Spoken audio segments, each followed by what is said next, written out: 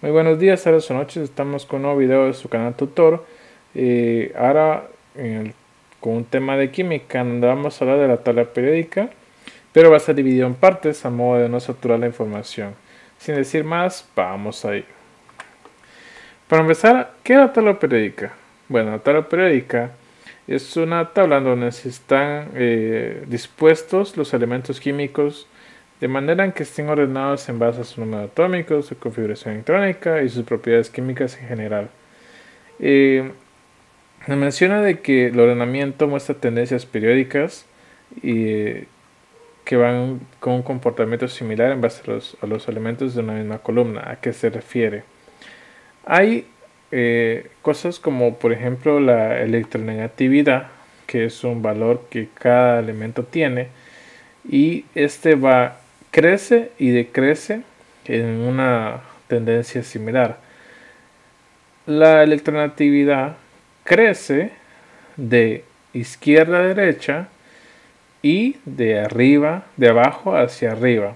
Obviamente va a decrecer en un movimiento contrario, pero a eso se refiere con que presenta una tendencia periódica similar, de que están ordenados a modo de que si la electronegatividad inicia con un valor bajo, a medida que se va moviendo hacia la derecha, al lado contrario, va aumentando, y a medida que va subiendo, también aumenta ese valor. Eso se refiere con una tendencia periódica. Y eso está ordenado así para todos los elementos. Entonces, tanto su número atómico, su masa, o sea, se va incrementando en ciertas tendencias definidas, las cuales vamos a ver más adelante en otros videos. Pero, ¿de dónde viene esa tabla? Bien, en 1869, un científico llamado Dmitri Mendeleev publica la primera tabla periódica, el que fue ampliamente reconocida. Sucede que en ese momento pues había muchos elementos que no habían sido conocidos, no se tenía conocimiento ni siquiera de su existencia, pero Mendeleev, en base a sus trabajos y todo, él ya había predispuesto ciertas características que posiblemente podrían llegar a tener esos potenciales elementos que llegaran a existir.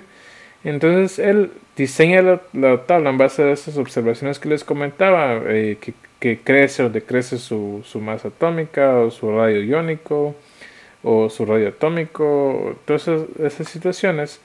Y sucede que a medida que van avanzando, a medida que avanza la ciencia y todo, pues se dan cuenta que en realidad esos espacios que él dejó vacíos, donde todavía no se tenía esa información, en realidad sí casaba con la información que se estaba recopilando a medida que pasaba el tiempo. Entonces, a raíz de esa tabla propuesta por Mendeleev, simplemente se ha ido modificando un poco a modo de agregar los nuevos elementos que se han ido encontrando y respetando casi que en totalidad las bases que él sí definió. Entonces, ¿cuál es la tabla? Es esta, es la que nosotros vemos en todos los lugares, donde miramos los elementos químicos. Miramos esta parte, los de transición interna, los de transición, y también miramos elementos metálicos, gaseosos, no metálicos, metaloides. Todos esos los vamos a ir explicando más adelante. Pero lo importante es que ustedes vean cómo es que la tabla que Mendeleev propuso, o sea, la modificación o la variación a lo largo del tiempo de la tabla que Mendeleev propuso.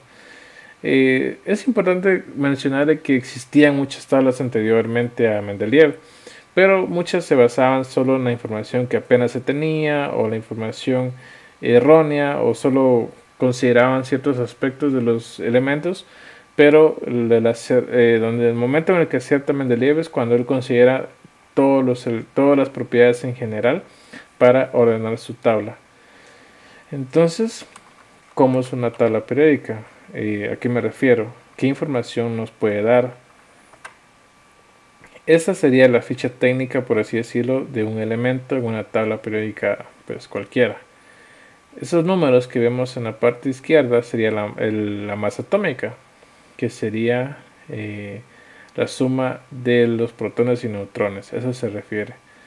En este caso aquí aparece la energía de ionización. Tenemos el símbolo químico, que en este caso, como es el hierro, es el Fe. El nombre del elemento, que es hierro. La configuración electrónica, que sería argón. El nivel de energía sería la capa D y la capa S, con 4 electrones y 3 electrones respectivamente. Tenemos los estados de oxidación, o más adelante se le van a conocer también como números de valencia.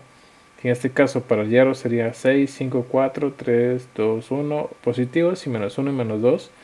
Pero más adelante, cuando ya se vea lo que es nomenclatura, pues vamos a empezar a establecer qué valores se puede trabajar para ciertos elementos en lo que es química inorgánica. Tenemos un valor de electronegatividad, que en este caso es de 1.83, que sería este, y el número atómico. ¿Qué es el número atómico? Bueno, refleja la cantidad de protones en el núcleo, que en este caso sería 26. Si nos damos cuenta, hay elementos que tienen como símbolo químico una letra o un par de letras que son completamente diferentes al nombre. Por ejemplo, en este caso tenemos el hierro, que nos aparece como Fe. O podemos ver, por ejemplo, el oro, que tenemos aquí AU, y eso es oro, o la G, que es plata. ¿Por qué sucede eso? Bueno, sucede que estos elementos fueron los primeros en encontrarse, o sea, cuando todavía ni existían los idiomas que hoy hablamos. Estos nombres están en latín, la mayoría, y por eso es de que se ha respetado eso, o sea, se respetó el hecho de que fueran los primeros y se les colocó nombre en latín. Entonces, pues tenemos por ejemplo, el ejemplo de la plata, del oro, del hierro. Tenemos también el ejemplo del cobre y podríamos mencionar el mercurio.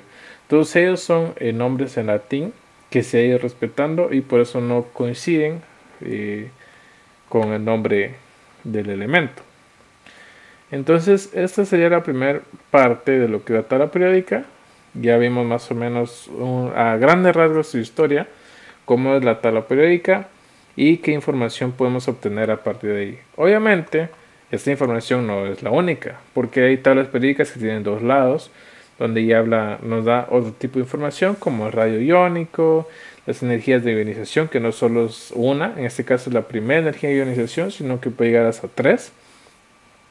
Pero en este caso a nosotros, para lo que vamos a enfocar ese curso, pues eso es lo indispensable. Lo demás, no tanto. Entonces, esto sería lo necesario para nosotros.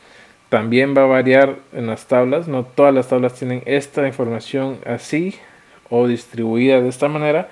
Pero lo que no tiene que variar es los datos. 55.845, 1.83. O sea, eso no tiene que variar. Eso tiene que ser igual. Y si varían algo, pues tienen que revisar. Tendrían que modificarlo. O simplemente comprar una tabla que sí tenga los valores reales, porque pues como se van a dar cuenta, ese tipo de valores sí puede llegar a modificar de gran manera una respuesta al momento de hacer algún tipo de procedimiento. Entonces, sin decir más, este es el video del día de hoy. Espero que les haya gustado. Dejen su comentario, cualquier duda, sugerencia, y si los videos les ha gustado, suscríbanse y compartan. Sin decir más, gracias.